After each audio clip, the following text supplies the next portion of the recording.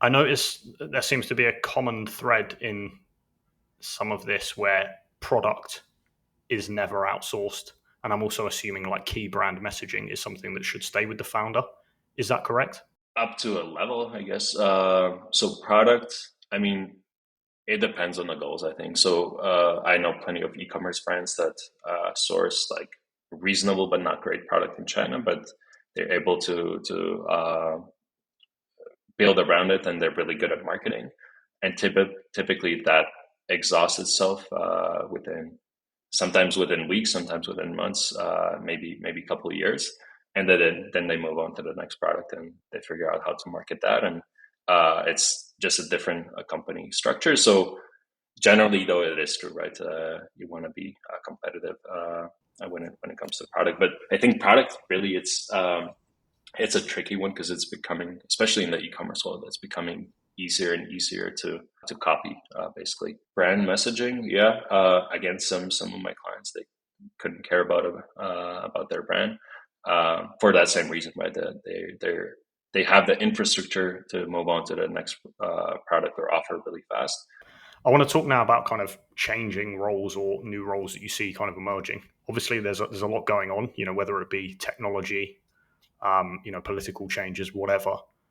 How is that impacting you? And are there kind of new roles that you're seeing that, maybe 3, 5 years ago you would never have thought of would exist?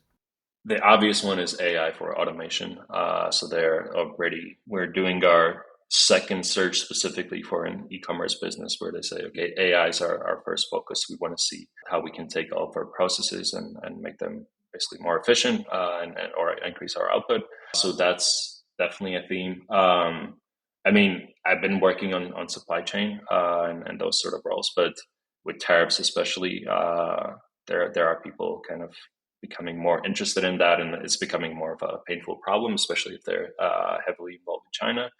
And then, as again, it's not something necessarily that's new, but there's a bigger focus on retention, so people are becoming more interested in that because I think the Facebook game becomes more and more competitive, and so people, yeah, naturally think about, okay, I can't just necessarily be profitable on the first day, or even if I am, I still need to be making money down the line. So that's kind of another trend I'm seeing that people are more and more interested in.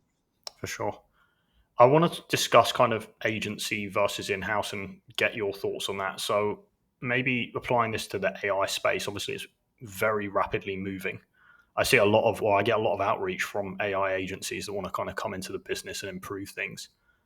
Taking that as a specific example, do you think maybe it's better to work with an agency there that's, maybe seeing things across different accounts more up to speed, etc., rather than bringing it in-house? Or yeah, what do you think? I mean, that's I work for an agency, so that's kind of the pitch, right? I'm sure it's the same for you. Um, I'm not sure. So it's kind of a thing that's like on my to-do list and pretty with a pretty high priority. Just kind of going through what it is that we're currently doing and seeing if we can apply AI to it. That's one area where I still feel like I have. I basically spend maybe 3 4 years doing it myself, hands on, with no help.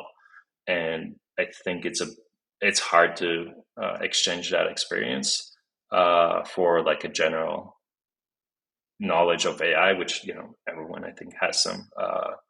There's no way they could have spent 3 to 4 years working on AI because it didn't exist, right? So at least I've spent 3 to 4 years working on specifically my service. So um, it depends. At the same time, there's definitely some efficiencies to be gained. So I think it's case by case. But for myself, I'm not tempted because this AI automation, I see it as an asset that I create for my business. And again, that one, I think it's worth doubling down on it and making sure it's really good. If there was someone who I created AI automations for recruitment companies and I actually see their work and see that they've done a really good job, yeah, I consider them for sure.